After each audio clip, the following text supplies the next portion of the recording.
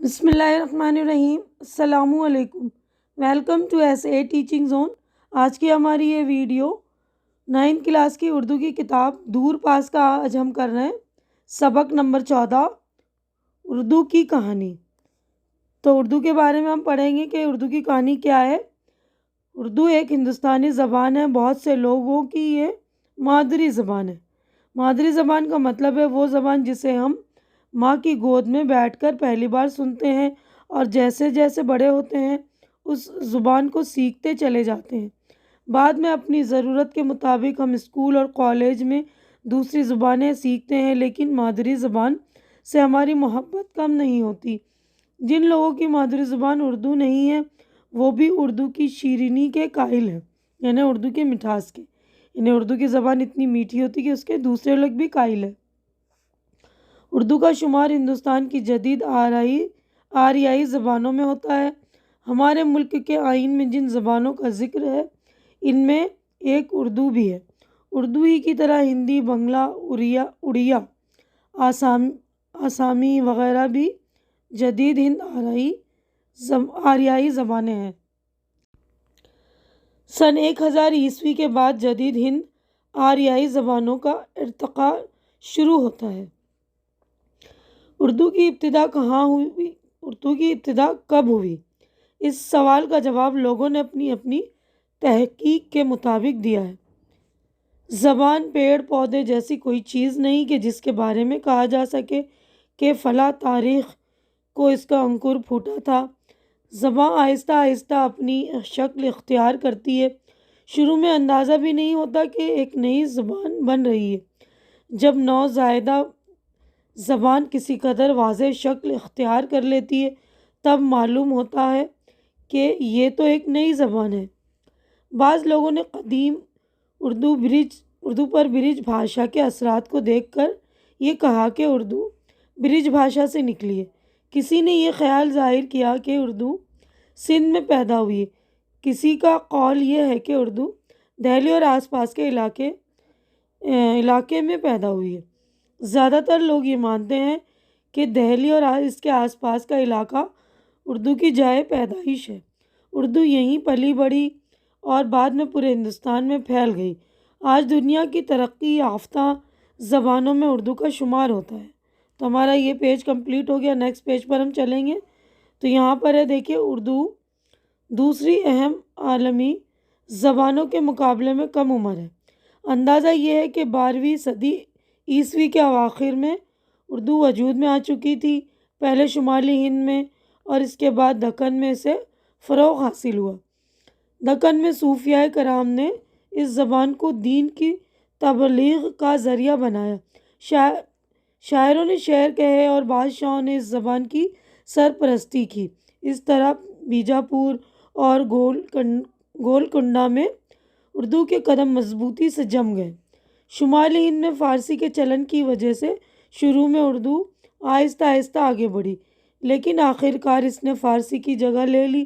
اس کی مٹھاس نے سبھی کو اپنا گرویدہ بنا لیا۔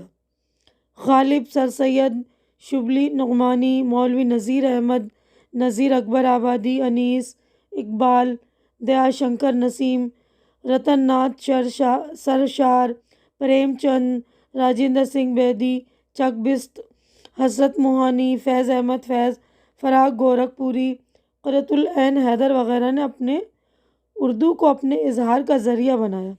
شروع سے ہی اردو اپنے ارد گرد کی بولیوں اور زبانوں سے فیض یاب ہوتی رہی۔ یہی وجہ کہ اس میں ترکی، عربی، فارسی، ہندی، انگریزی اور دوسری بڑی زبانوں کے الفاظ شامل ہیں۔ یعنی اردو میں جو ہے سبھی جو ترکی، عربی، فارسی، ہندی سبھی زبانوں کے جو اس میں لفظ شامل ہو چکے ہیں۔ بہت سے الفاظ اردو نے دوسری زبانوں سے اسی شکل میں لے لیے اور بعض لفظوں کو اپنے مزاج میں ڈھال لیا۔ یعنی کچھ لفظ تو ایز اٹ از یوز کر رہے ہیں اور کچھ لفظ کو توڑ موڑ کے یعنی اپنے مزاج کے حساب سے اس کو بنا لیا۔ ایسا ہر زبان کے ساتھ ہوتا ہے۔ انگریزی کے بارے میں ہم جانتے ہیں کہ نے بے شمار الفاظ دوسری زبانوں کے اختیار کیے ہیں۔ اردو نے بھی اپنے دروازے کھلے رکھے ہیں۔ زندہ زبانیں اسی طرح اپنے ذخیرہ الفاظ کو بڑھاتی ہیں۔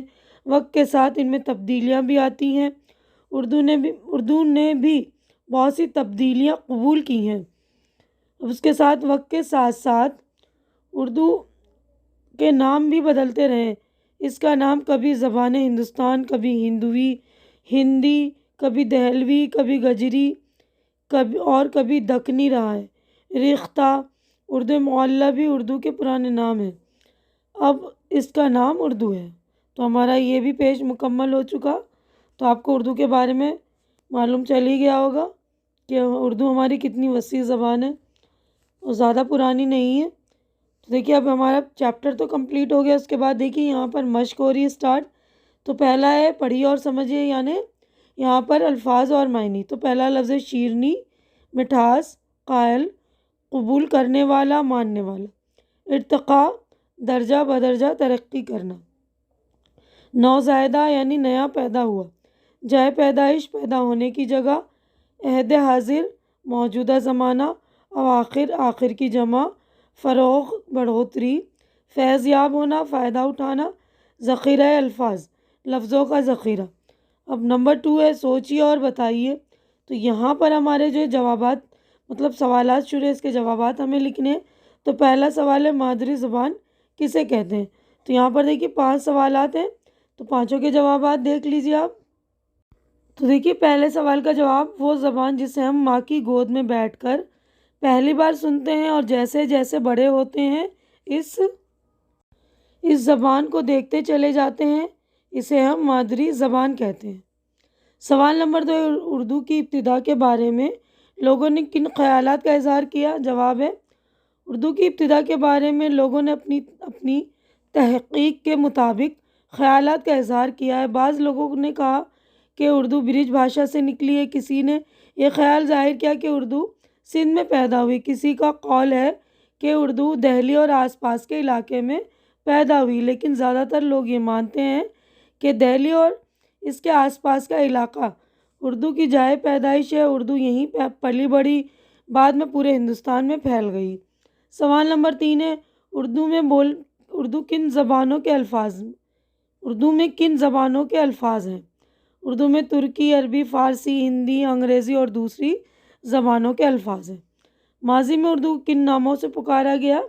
تو جواب دیکھیے ماضی میں اردو کو زبان ہندوستان، ہندی، دہلوی، گجری، دکنی، ریختہ اور اردو معلیٰ کے ناموں سے پکارا گیا۔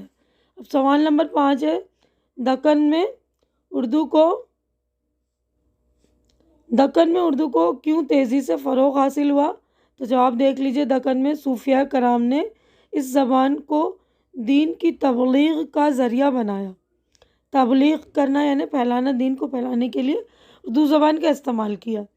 شاعروں نے شعر کہے اور بادشاہوں نے اس زبان کی سرپرستی کی، اس لیے دکن میں اردو کو تیزی سے فروغ حاصل ہوا۔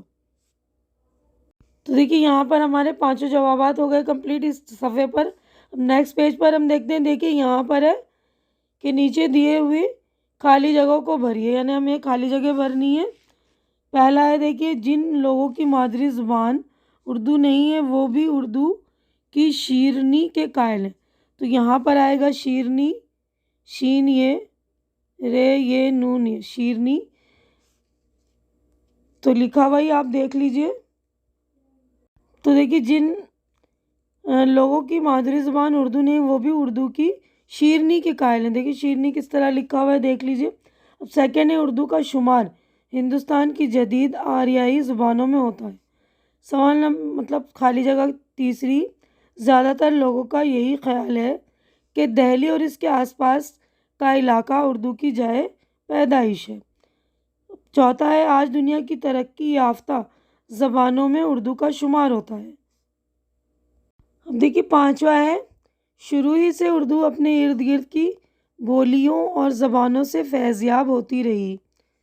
تو یہاں پر فیضیاب آئے گا۔ اس کے بعد نیکسٹ کویشچن ہے اردو کے ناموں کو سبق کے مطابق ترتیب سے لکھیے، یعنی ترتیب دینا میں کہ پہلے اردو کو کیا بولتے تھے، پھر کیا اس طرح ہے نا۔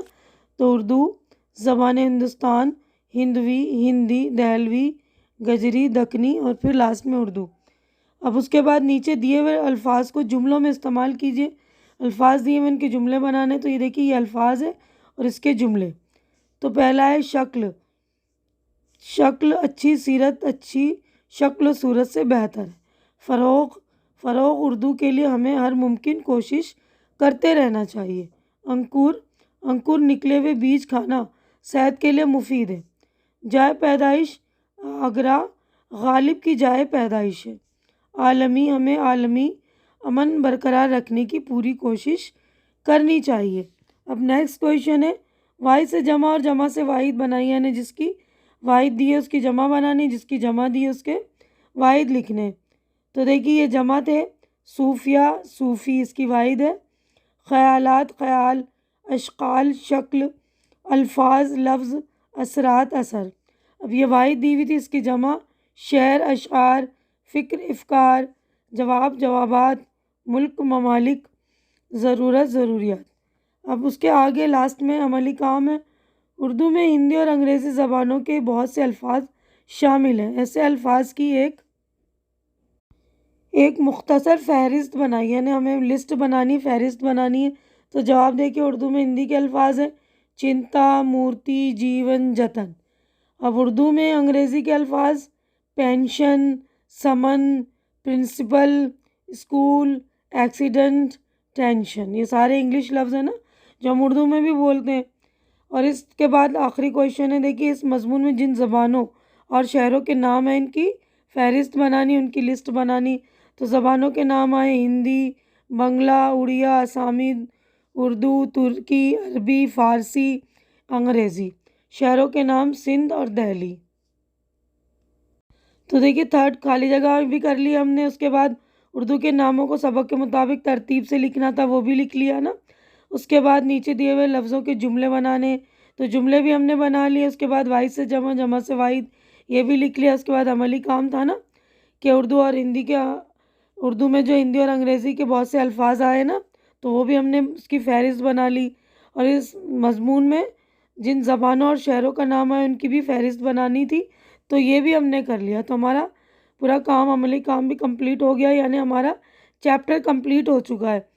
تو میں اپنی ویڈیو بھی یہیں پر کمپلیٹ کر رہی ہوں۔ امید ہے کہ جو کچھ میں نے آپ لوگوں کو ایکسپلین کیا ہے، کویشچنس آنسر وغیرہ اور جتنی چیزیں سمجھائی وہ سب اچھی طرح آپ کے سمجھ میں آ گیا ہوگا۔ اور میری ویڈیو بھی آپ لوگوں کو اچھی لگ رہی ہوگی، اچھی لگ رہی تو اسے لائک کیجئے، زیادہ سے زیادہ شیئر کیجئے، تاکہ جو بھی ضرورت مند آپ کے فرینڈس وغیرہ ان کی ضرورت پوری ہو سکے، ان کی ہیلپ ہو سکے۔